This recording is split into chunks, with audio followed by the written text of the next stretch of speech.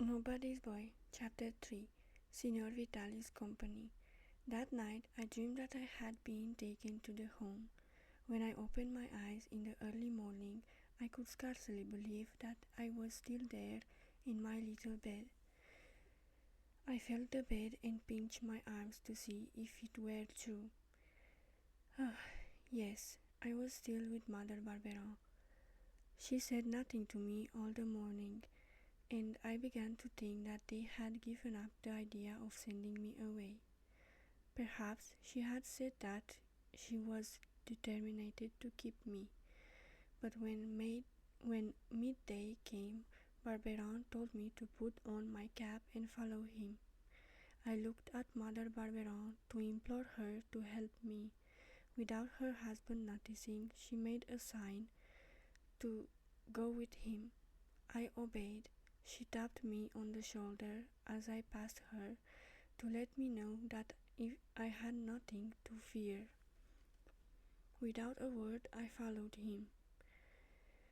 It was some distance from our house to the village, a good hour's walk. Barberin never said a word to me the whole day. He walked along, limping. Now and again he turned round to see if I was following. Where was he taking me? I asked myself the question again and again. Despite the reassuring sign that Mother Barberin had made, I felt that something was going to happen to me and I wanted to run away. I tried to lag behind, thinking that I would jump down into a ditch where Barberin could not catch me. At first he had seemed satisfied that I should tramp along just behind him on his heels, but he evidently soon began to suspect what I intended to do, and he grabbed me by the wrist. I was forced to keep up with him. This was the way we entered the village.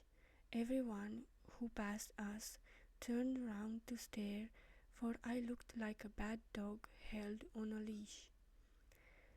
As we were about to pass the tavern, a man who was standing in the doorway called Barberin and asked him to go in. Barberin took me by the ear and pushed me in before him, and when we got inside, we closed the door. I felt relieved.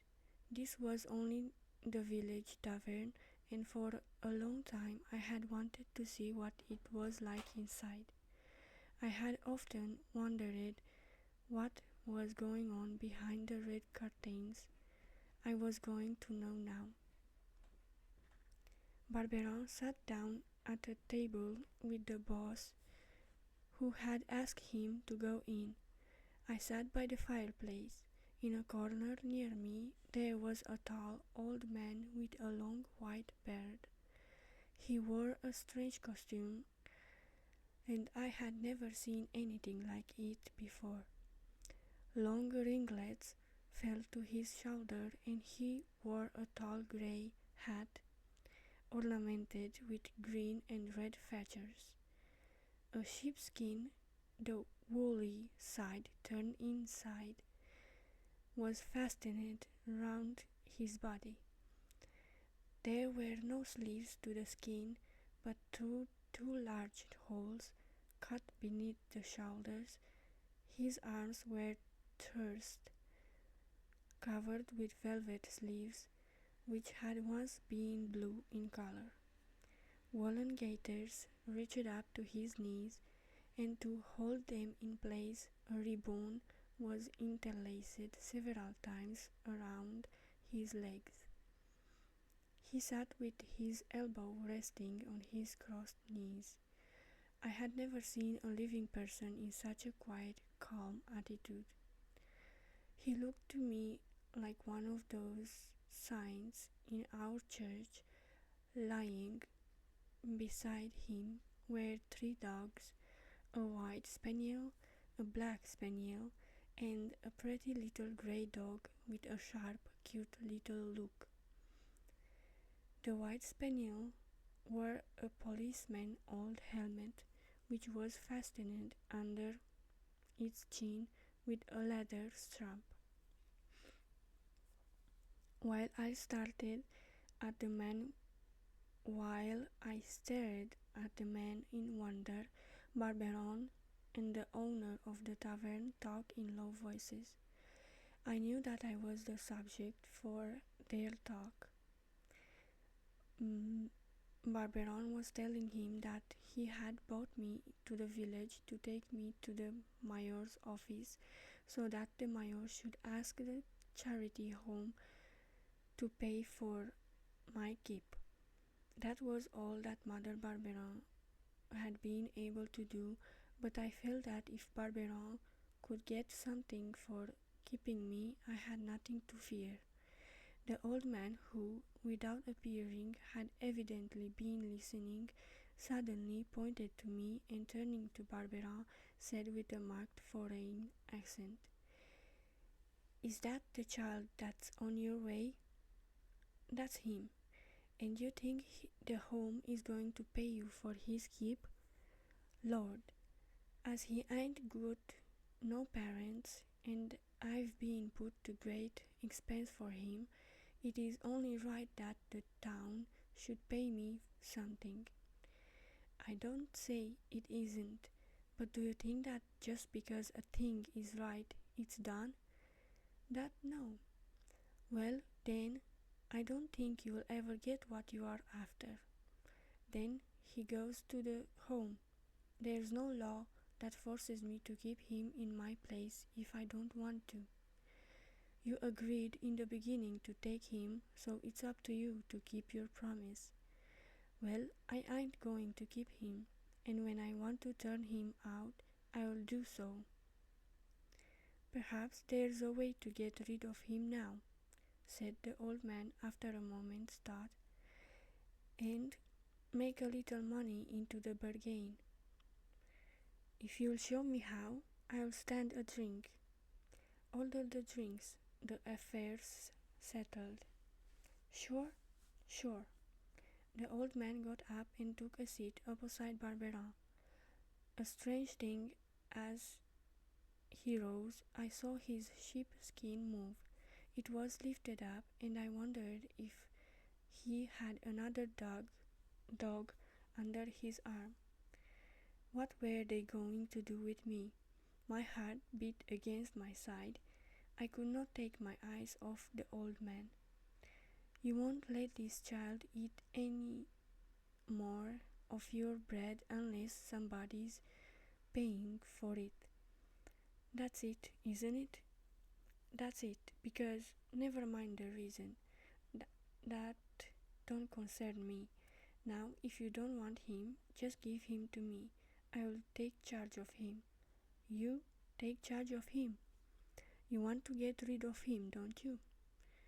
Give you a child like him, a beautiful boy, for he is beautiful, the prettiest boy in the village. Look at him. I've looked at him. Rémi, come here.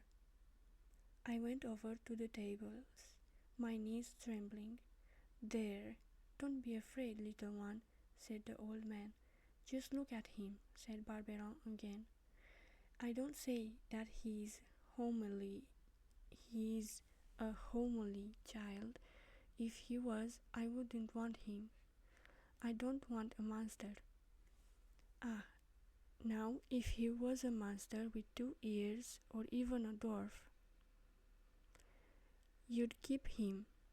You could make your fortune out of a monster, but this little boy is not a dwarf, nor a monster, so you can exhibit him.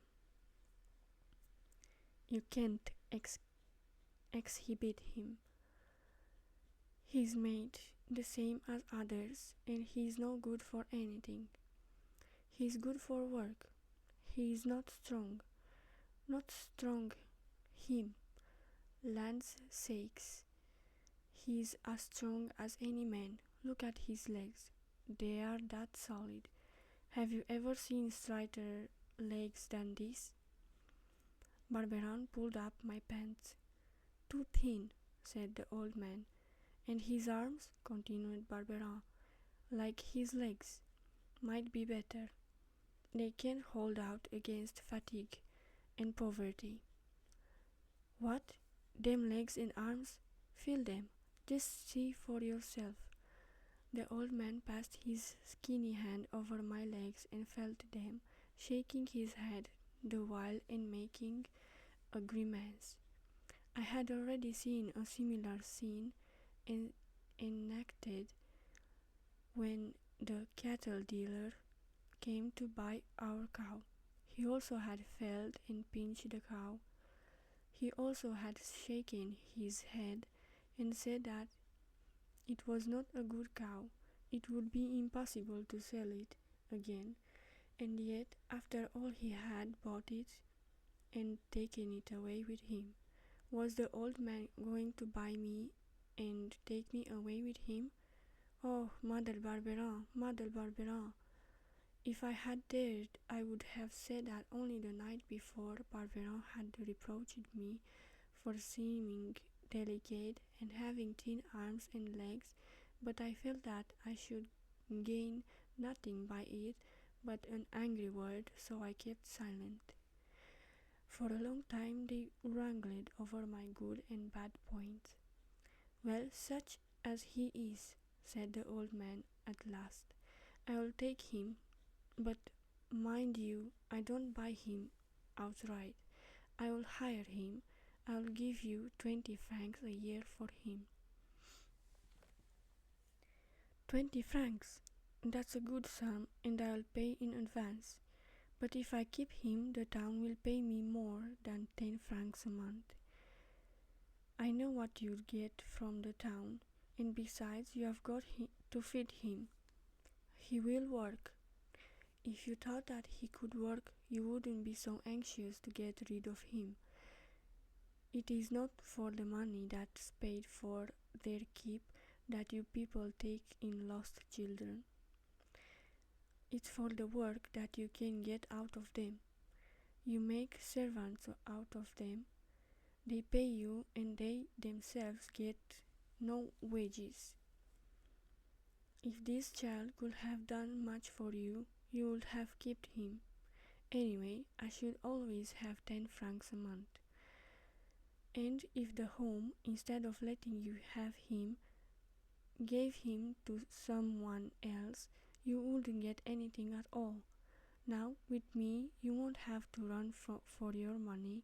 All you have to do is to hold out your hand. He pulled a leather purse from his pocket, counting out 4 silver pieces of money. He threw them down on the table, making them ring as they fell. But think, cried Barberin, this child's parents will show up one day or another. What does that matter? Well, those who have brought him up will get something. If I hadn't thought of that, I wouldn't have taken him in the first place. Oh, the wicked man! How I did dislike Barberin.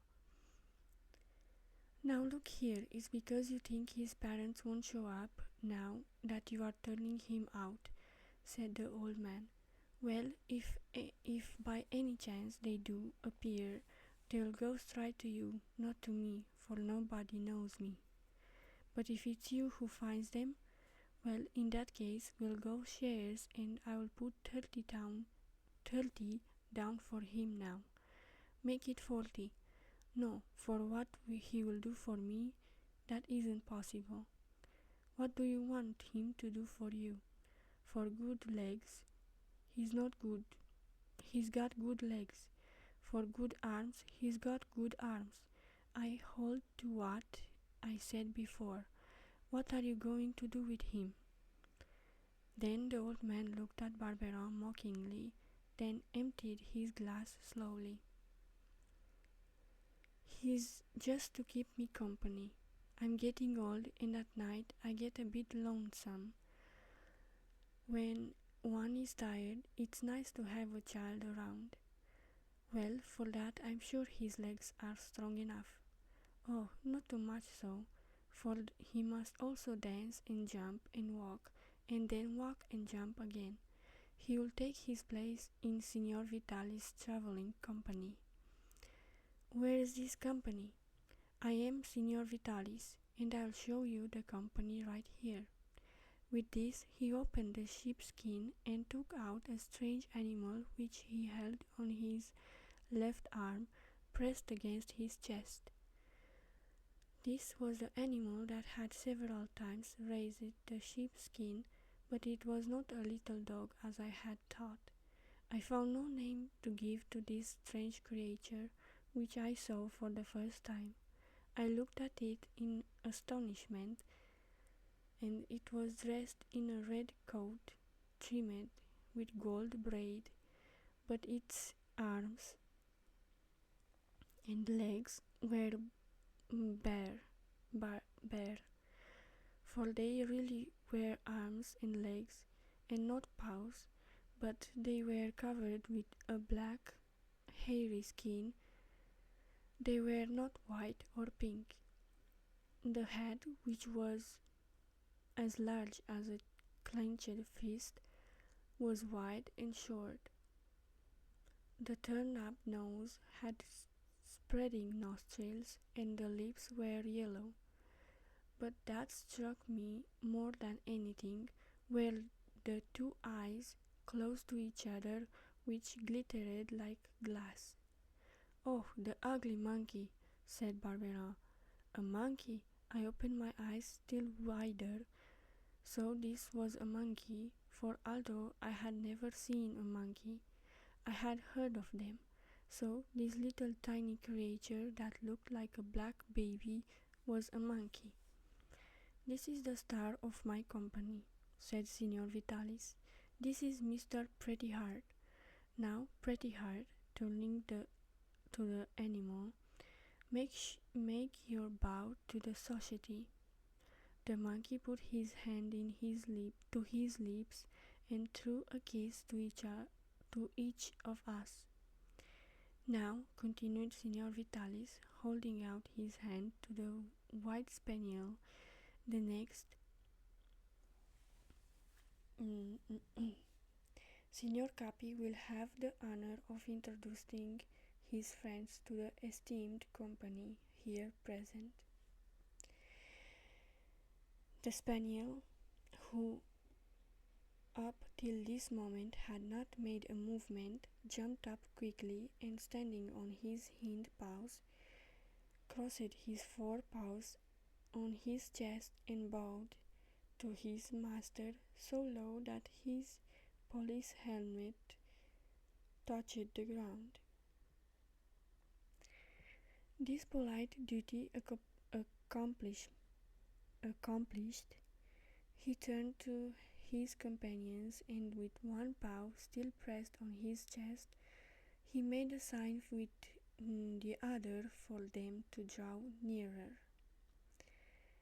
The two dogs, whose eyes had been fixed on the white spaniel, got up at once, and giving each one of us his paw, shook hands as one does in polite society, and then, taking a few steps back, bowed to us in turn. "The one I call Capi," said Signor Vitalis, which is an abbreviation of Capitano in Italian, "is the chief. He is the most intelligent, and he conveys my orders to the others. That black-haired young dandy is Signor Zerbino, which signifies the sport. Notice him, and I am sure you will admit that the name is very appropriate. And that young person with the modest air is Miss Dulcie. She is English, and her name is chosen on account of her sweet disposition.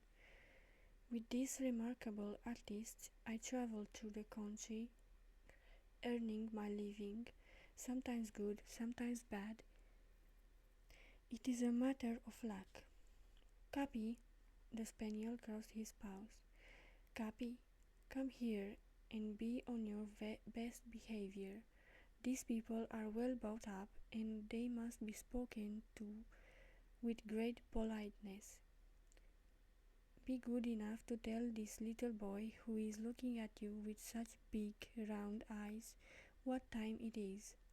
Capi uncrossed his paws, went up to his master, drew aside the sheepskin, and after feeling in his vest pocket, pulled out a large silver watch. He looked at the watch for a moment, then gave two distinct barks. Then, after these two decisive, sharp barks, he uttered three little barks, not so loud nor so clear. The hour was 3:15. "Very good," said Vitalis. "Thank you, Signor Capi. And now ask Miss Dulcie to oblige us by dancing with the skipping rope." Capi again felt in his master's vest pocket and pulled out a cord. He made a brief sign to Zerbino, who immediately took his position opposite to him. Then Capi threw him one end of the cord, and they both began to turn it very gravely. Then Dulcie jumped lightly into the rope, and, with her beautiful soft eyes fixed on her master, began to skip. "You see how intelligent they are," said Vitalis. "Their intelligence would be even more appreciated if I drew comparisons. For instance, if I had a fool to act with them. That is why I want your boy. He is to be the fool, so that the dog's intelligence will stand out in a more marked manner." "Oh, he is to be the fool," interrupted Barberin. "It takes a clever man to play the fool," said Vitalis. "The boy will be able to act the part with a few lessons. We'll test him at once. If he has any intelligence, he will understand that with me he will be able to see the country and other countries besides. But if he stays here, all he can do is to drive a herd of cattle in the same fields from morning to night. If he hasn't any intelligence, he will cry and stamp his feet, and then I won't take him with me, and he will be sent to the foundlings' home, where he will have to work hard and have a little to eat. I had enough intelligence to know this. The dogs were very funny, and it would be fun to be with them always, but Mother Barberin, I could not leave her. Then, if I refused, perhaps I should not stay with Mother Barberin. I might be sent to the home. I was very unhappy, and as my eyes filled with tears, Signor Vitalis tapped me gently on the cheek. "Ah, the little chap understands because he does not make a great noise.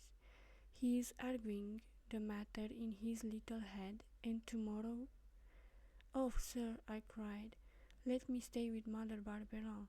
Please, let me stay." I could not say more, for Capi's loud barking interrupted me. At the same moment the dog sprang towards the table upon which Pretty Heart was seated.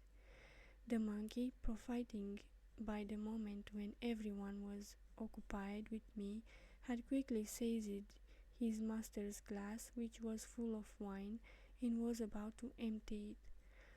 But Capi, who was a good watchdog, had seen the monkey trick, and like the faithful servant that he was, he had foiled him. "Mr. Pretty Heart," said Vitalis severely, "you are a glutton and a thief. Go over there into the corner and turn your face to the wall, and you, Zerbino, keep guarding. If he moves, give him a good slap. As to you, Mr. Capi, you are a good dog. Give me your paw. I'd like to shake hands with you."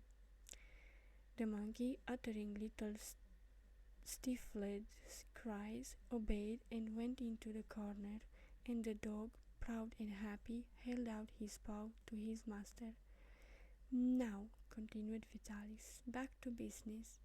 I'll give you 30 francs for him then. No, 40.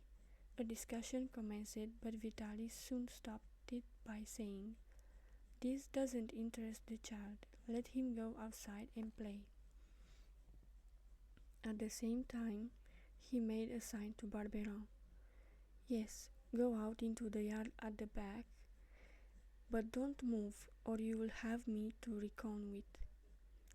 I could not but obey. I went into the yard, but I had no heart to play. I sat down on a big stone and waited. They were deciding what was to become of me. What would it be? They talked for a long time. I sat waiting, and it was an hour later when Barberin came out into the yard. He was alone. Had he come to fetch me, to hand me over to Vitalis? "Come," he said, "back home." Home. Then I was not to leave Mother Barberin? I wanted to ask questions, but I was afraid, because he seemed in a very bad temper. We walked all the way home in silence, but just before we arrived home, Barberin, who was walking ahead, stopped. "You know," he said, taking me roughly by the ear, "if you say one single word, or what you have heard today, you shall smart for it. Understood?"